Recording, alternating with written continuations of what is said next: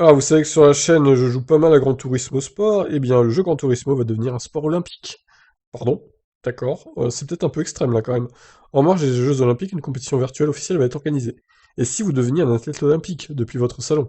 C'est ce que veut mettre en place le comité international olympique CIO. Avant les Jeux Olympiques de Tokyo, une nouvelle compétition spéciale entièrement virtuelle prendra place du 13 mai au 23 juin prochain. Et dans cette compétition olympique virtuelle, on trouvera le pendant jeu vidéo de plusieurs sports en collaboration avec les fédérations sportives représentant chaque discipline. Le cyclisme aura Swift, un jeu qui permet de faire des courses en ligne depuis son vélo d'appartement. La voile aura Virtual Regatta, le baseball e-baseball Powerful Pro Baseball 2020, l'aviron, un jeu encore non confirmé, et la FIA va aussi prendre part à la compétition avec Gran Turismo. Pourquoi sélectionner Gran Turismo plutôt qu'un simulateur plus réaliste? La popularité d'abord, Gran Turismo est toujours le jeu de course le plus joué et l'un des plus diffusés au monde.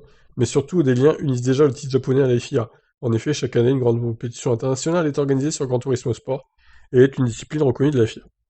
Les championnats du monde FIA Gran Turismo réunissent les meilleurs pilotes du jeu lors de grands événements publics, hors Covid, dans des lieux comme Monaco, Sydney, Paris, Tokyo, New York.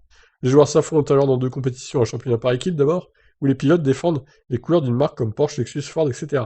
Et une Coupe du Monde des Nations, où les pilotes représentent leurs pays respectifs et se battent pour une victoire en solo. Ouais, d'accord. Alors par contre, est-ce qu'ils vont donner les mêmes voitures à tout le monde? Parce que ça, c'est un vrai problème, hein. Encore, moi, je faisais les courses de manufacturiers, là, comme ils disent, les marques, là, on représente les marques.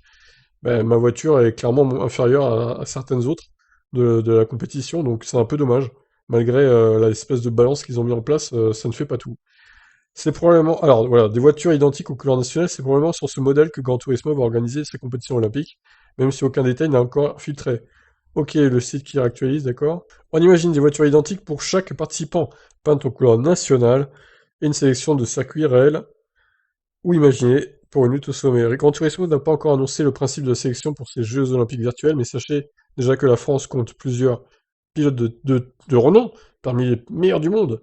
Baptiste Boa et Ryan Derwish s'illustrent régulièrement dans les compétitions officielles. N'oubliez pas Tip Stories aussi, hein, le fameux L-Type 7, qui fait des courses de Clio et qui gagne, des fois, pas tout le temps. Et il ne vous reste plus qu'à sortir votre volant et vous entraîner pour espérer devenir un athlète olympique virtuel. Alors moi j'ai une manette personnellement, j'ai pas de volant. J'ai eu un volant pour la PS3 et le PC, mais le volant n'étant plus compatible avec la PS4, merci Sony, eh bien je ne peux plus l'utiliser, tout simplement. Donc je me tape la manette, et j'ai pas envie de repayer 200 balles pour un volant. Ça me fait un peu chier, je vous avoue. Il faut l'installer et tout. Quand tu veux jouer avec la manette, c'est plus rapide. Mais bon, peut-être qu'un jour, je m'en repayerai, hein, je verrai.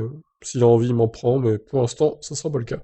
En tout cas, voilà, Gran Turismo Sport qui va devenir un sport olympique. Incroyable. Je vous laisse réagir. Ciao.